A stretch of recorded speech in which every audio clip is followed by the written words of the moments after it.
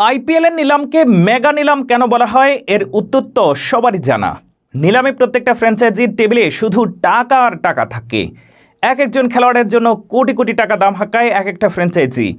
এবারও তার ব্যতিক্রম নয়।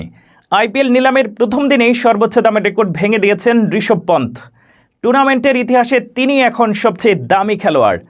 আইপিএলের মেগা নিলামে ভারতীয় উইকেটরক্ষক ব্যাটার ঋষভ পন্থকে নিয়ে যে জোর লড়াই হবে তা আগে থেকেই অনুমেয় ছিল। তবে তিনি যে সর্বোচ্চ দামে রেকর্ডটা ভেঙে দেবেন এমনটা হয়তো কেউ আন্দাজ করতে পারেননি। ঘটনাটা বেশ নাটকীয়ভাবেই ঘটেছে।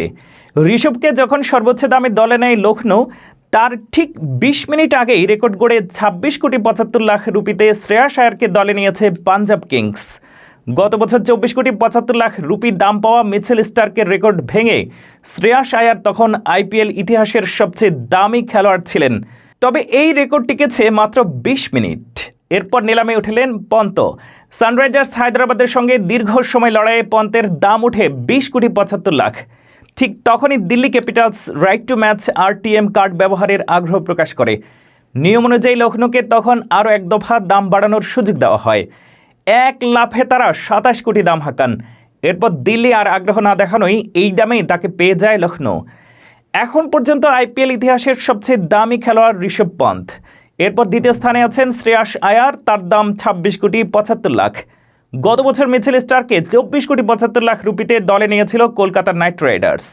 এবারের নিলামে ভারতীয় অলরাউন্ডার ভেঙ্কটেশ আয়ারের দাম উঠেছে ২৩ কোটি ৭৫ লাখ রুপি।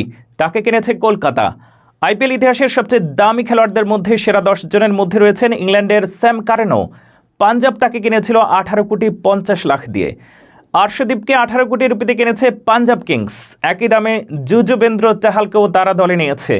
ক্যামেরুন গ্রিনকে ১৭.৫ কোটিতে কিনেছিল মুম্বাই ইন্ডিয়ান্স। বেন স্টোকসেরও একবার ১৭.৫ কোটি দাম উঠেছিল। এই দামে তাকে দলে নিয়েছিল চেন্নাই সুপার কিংস। দক্ষিণ আফ্রিকার ক্রিস মরিসকে একবার ১৬ কোটি ২৫ লাখ রুপিতে কিনেছিল রাজস্থান রয়্যালস। আর যুবরাজ সিংয়ের দাম উঠেছিল একবার ১৬ কোটি, তাকে কিনেছিল দিল্লি। এরপর ওয়েস্ট ইন্ডিজের নিকোলাস পুরানকে ১৬ কোটিতে দলে রেখেছে লখনৌ। দিনের তৃতীয় ক্রিকেটার হিসেবে নিলামে তোলা হয়েছিল শ্রেয়াস আয়ারকে। এই টপ অর্ডার ব্যাটারকে নিয়ে রীতিমতো কাড়াকাড়ি হয়েছে দিল্লি ক্যাপিটালস এবং পাঞ্জাব কিংসের মধ্যে।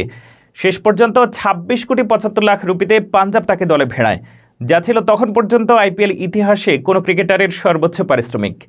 ১৫ কোটি ৫০ লাখ রুপিতে গুজরাট টাইটান্সে গেছেন জস বাটলার। এই মেগা নিলামের প্রথমেই তোলা হয় ভারতীয় পেসার আর্শদীপ সিংকে। ১৮ কোটি রুপিতে এই পেসারকে কিনে নিয়েছে তার পুরনো দল পাঞ্জাব কিংস।